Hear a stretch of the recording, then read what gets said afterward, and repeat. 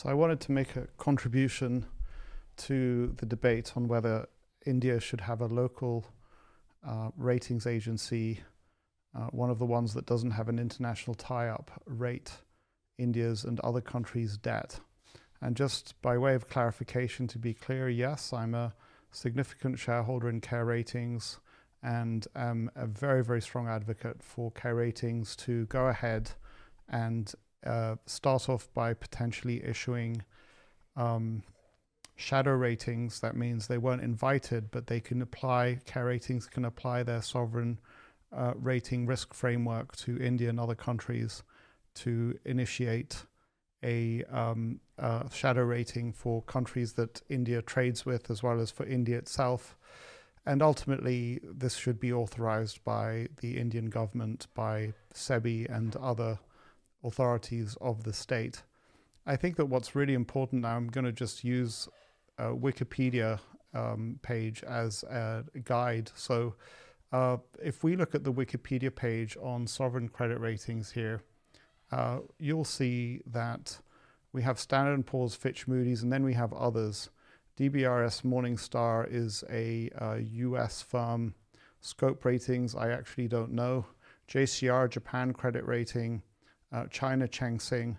And it is, just to reiterate a point that's been made many times, India, fifth largest potentially at purchasing power parity, third largest economy in the world, will overtake China, has overtaken China, will eventually overtake the United States. It is preposterous that there is no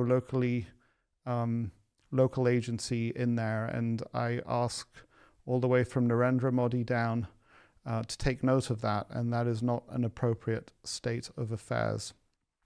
And just to go back to my shareholding in Care Ratings, even if I could have, I would not have gone beyond 5%. I own a minority of shares in the company. My interest is to help build up India as an Indian economy, and I'm a proud minority shareholder in the company with strong interests, but my interests align with the interests of the Indian government, with the BJP, and also with the growth of the Indian economy. Triple B rating is probably not fair to India. By my calculation, very, very rough estimates, if India had a BBB plus rating, just one notch up, 1/3 of a notch, one would say, India could be saving as much as 25 to 50 basis points on its interest payments. That works out at as much as $5 billion US a year. That's a lot of money that can buy a lot of things, buy a lot of electrification, health, water pumps, all sorts of things that India needs.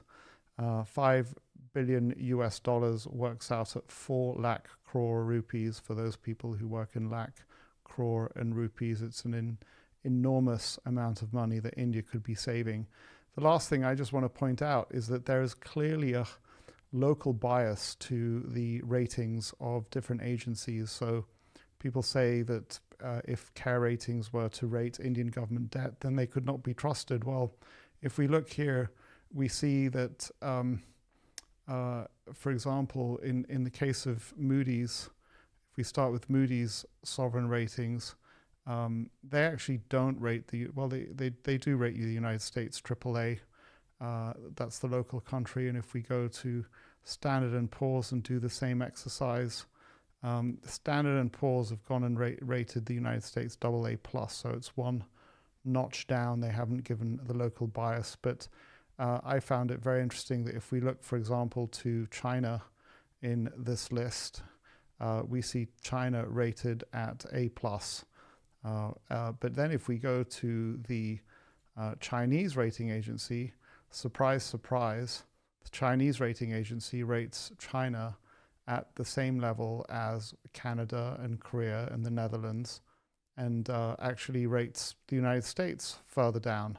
So, there's an argument, who do you want to trust? Well, it's up to you, but there's a local bias in China.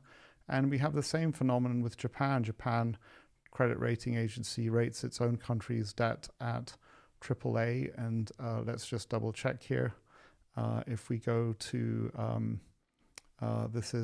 we went back to standard and poor's. As I scan down to find Japan, I'll just do it by alphabetical order.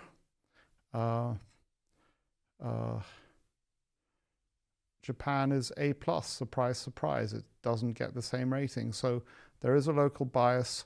There's nothing to be ashamed of if Care Ratings does a different rating scale and puts countries in a different order to Standard & Poor's, Fitch and Moody's, in the same way that Japan Credit Rating, China Changsing do the same thing. So I think it's really, really important for India to take that step. It's not clear to me whether ratings agencies like Care Ratings have to wait until they get approval, or if they can start with a shadow rating. But I'm looking forward to seeing how this unfolds. And yes, I'm speaking as somebody who cares about India, somebody who also is a shareholder in Care Ratings. Yes, I'm in a way talking my book, but I'm also talking, $5 billion US, 4 lakh crore savings of interest payments in the Indian economy that could be used by the government for better purposes. So in a way, I'm speaking for the Indian economy and from the people who will benefit from those cost savings, which, by the way, is all good investing. All good investing, you align yourself with not just your interests should not be opposed to the interests of the other stakeholders, and I don't think that's the case here. So thank you.